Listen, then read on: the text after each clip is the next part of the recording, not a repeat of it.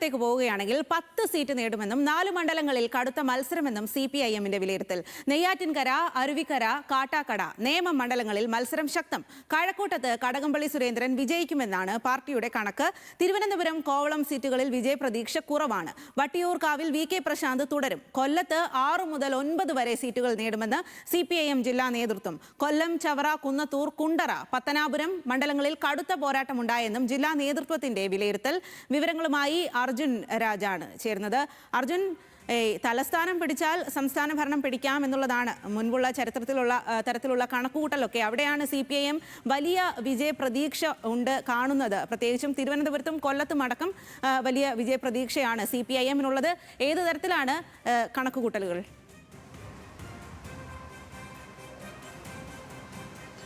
സ്വാതി, മലബാറിൽ ഒരു പക്ഷേ ചില തിരിച്ചടികൾ ഉണ്ടാകുമെങ്കിൽ കൂടിയും തെക്കൻ ജില്ലകളിലെ മുന്നേറ്റം കൊണ്ട് ഇത്തവണയും ഭൂരിപക്ഷം നിലനിർത്താൻ കഴിയുമെന്നാണ് CPIM പൊതുവെ കണക്ക് കൂട്ടുന്നത്. ഇപ്പോൾ തെരഞ്ഞെടുപ്പ് കഴിഞ്ഞ് ഒരു കണക്ക് കൂട്ടലിലേക്ക് വരുമ്പോൾ അതിന് മാറ്റമൊന്നും ഉണ്ടാകുന്നില്ല. തിരുവനന്തപുരത്ത് ചില സീറ്റുകളിൽ തിരിച്ചടി ഉണ്ടാകുമെങ്കിൽ കൂടിയും 10-ൽ കുറയാത്ത സീറ്റുകൾ തിരുവനന്തപുരത്ത് ഇത്തവണയും നേടാൻ കഴിയും എന്ന പ്രതീക്ഷയാണ് CPIMന് ഉള്ളത്. കഴിഞ്ഞ വട്ടം 13 സീറ്റാണ് ഇടതുപക്ഷത്തിന് ആകെ ലഭിച്ചത്. പക്ഷേ CPIMന് അവർ കണക്ക് കൂട്ടുന്നത് പ്രകാരം 10 സീറ്റ് എന്തായാലും ലഭിക്കും എന്നുള്ളതാണ് CPIMന്റെ പ്രതീക്ഷ. ആ ജില്ലകൾ കടുത്ത മത്സരം CPIM പ്രതീക്ഷിക്കുന്നത് നെയ്യാറ്റിൻകര, അരുവിക്കര, കാട്ടാക്കട, നേമം മണ്ഡലങ്ങളിലാണ്. നേമത്ത് BJPയുമായി ശക്തമായിട്ടുള്ള മത്സരം ഉണ്ടായിട്ടുണ്ട് എന്ന് CPIM കണക്ക് കൂട്ടുന്നു. അതേസമയത്ത് നെയ്യാറ്റിൻകര, അരുവിക്കര, കാട്ടാക്കട ഇവിടെയൊക്കെ സിറ്റിംഗ് MLAമാരെ തന്നെ മത്സരിപ്പിച്ച്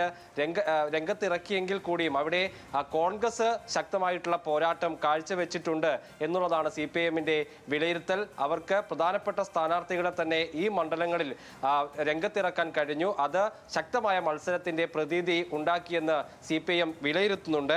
അതേസമയത്ത് BJPയുമായി ശക്തമായ മത്സരം നടക്കുകയും BJP ഇപ്പോഴും ജയിക്കുമെന്ന് കണക്ക് കൂട്ടുകയും ചെയ്യുന്ന കഴക്കൂട്ടത്ത് കടകംപള്ളി സുരേന്ദ്രൻ തന്നെ ജയിക്കും എന്ന വിലയിരുത്തലിലാണ് CPIM ഉള്ളത്. അവിടെ അവസാന നിമിഷമാകുമ്പോഴേക്കും മത്സരം BJPയും CPIMും തമ്മിലായി. അതോടുകൂടി ഈ ന്യൂനപക്ഷ വോട്ടുകളടക്കം BJP ജയിക്കാതിരിക്കാൻ കടകംപള്ളിക്ക് ലഭിച്ചു എന്ന വിലയിരുത്തലാണ് CPIMന് ഉള്ളത്. അതുകൊണ്ട് തന്നെ ശക്തമായ മത്സരം നടന്ന കഴക്കൂട്ടത്ത് CPIM ജയിക്കും എന്ന് വിലയിരുത്തുന്നു. അതേസമയത്ത് നേമത്ത് അത്ര ഉറപ്പ് പാർട്ടിക്ക് ഇല്ല എന്നുള്ളതും ശ്രദ്ധേയമാണ്. അതിനോടൊപ്പം തന്നെയാണ് വട്ടിയൂർക്കാവ് മുരളീധരൻ കോൺഗ്രസ് സ്ഥാനാർത്ഥിയായി മത്സരിച്ച ശക്തമായ മത്സരം നടന്ന വട്ടിയൂർക്കാവ് മണ്ഡലവും ഇത്തവണ നിലനിർത്താൻ കഴിയും എന്ന് CPIM കണക്ക് കൂട്ടുന്നുണ്ട്. VK പ്രശാന്ത് തന്നെ ഇത്തവണ മത്സരിച്ച് ജയിക്കും എന്നുള്ള പ്രതീക്ഷയാണ്. അവിടെ ആ മണ്ഡലം നിലനിർത്താൻ കഴിയുമെന്ന് CPIM കണക്ക് കൂട്ടുന്നു. വാമനപുരത്തും വർക്കലയിലും ഏതെങ്കിലും തരത്തിൽ മത്സരമില്ല, അവിടെയും